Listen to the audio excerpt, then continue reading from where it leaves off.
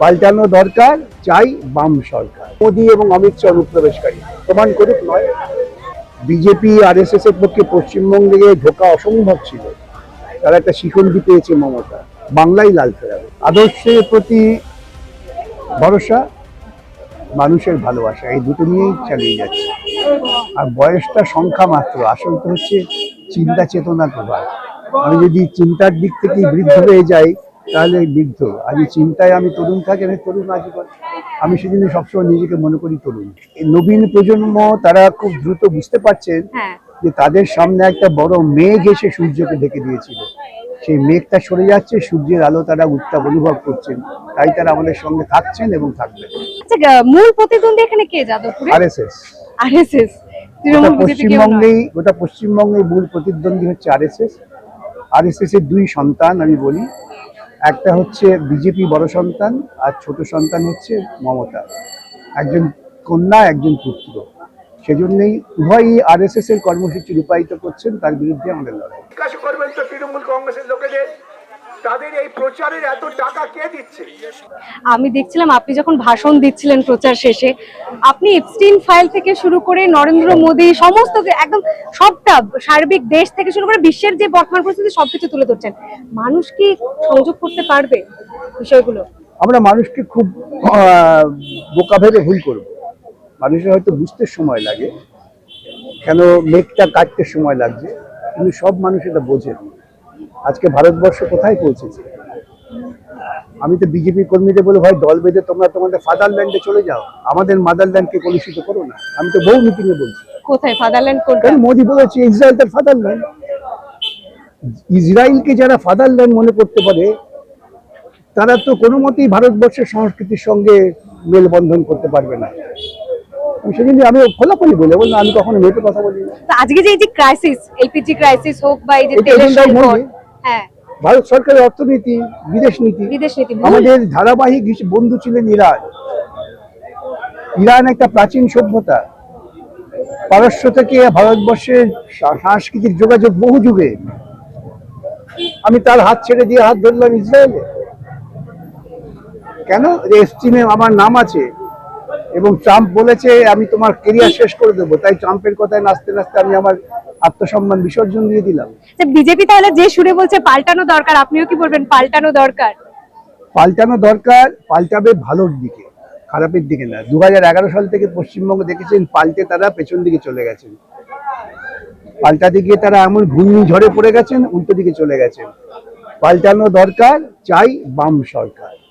আচ্ছা, অমিত শাহ সম্প্রতি এলেন, 35 পাতার চার্জশিট পেশ করলেন, দেখা হয়েছে? দেখুন, আপনি যদি অমিত শাহ চার্জশিট এবং মমতার বক্তব্য শুনে থাকেন, আপনি যদি আমাকে অমিত শাহ আসার আগে দেখা করতে, আমি বলেই দিতাম কি পেশ করতে চলেছে, অমিত শাহ কি বলবে, মমতা কি বলবে।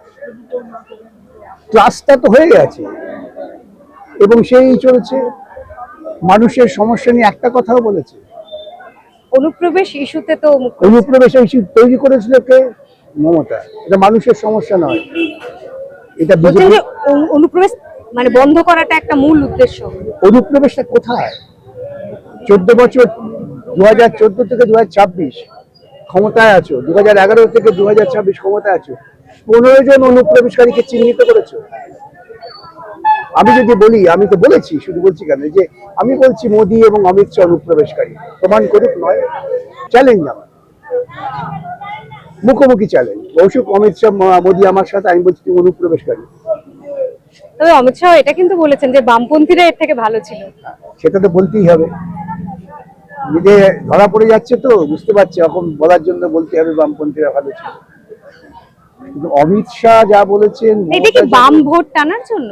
বটেই তো, বিভ্রান্ত করার জন্য বলছেন না কি, নারীদের সম্মান রক্ষার জন্য মাটি খুঁড়ে বার করবো। হ্যাঁ, তো সবার আগে মোদীকে ধরতে হয়, কিন্তু আমরা বলছি না।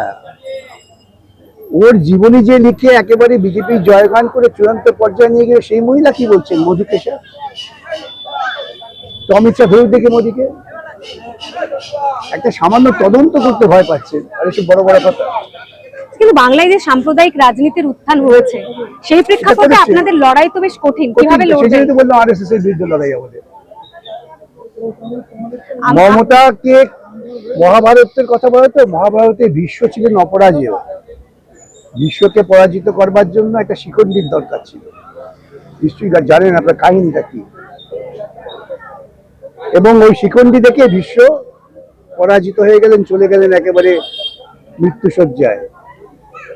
বিজেপি আরএসএস এর পক্ষে পশ্চিমবঙ্গে ঢোকা অসম্ভব ছিল।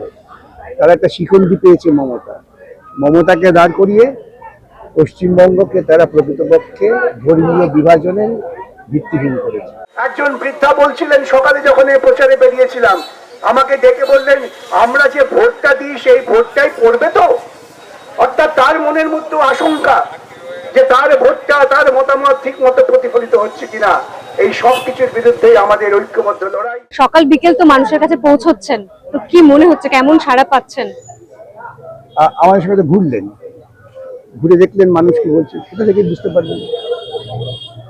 এখন সন্ধ্যেবেলা টিভির বিনোদনের জন্য বহু লোক হয়তো বেরোতে পারেননি, কিন্তু আমি সকালে বেরিয়েছিলাম তো, যদি মানুষের উচ্ছ্বাস দেখতেন তাহলে বুঝতে পারতেন। এখানেও দেখলেন যে মানুষরা বিনোদন ছেড়ে বেরোতে পেরেছেন, তাদের কি উচ্ছ্বাস। তাহলে হাল ফেরাতে যাদবপুর লাল ফেরাবে, বাংলাই লাল ফেরাবে।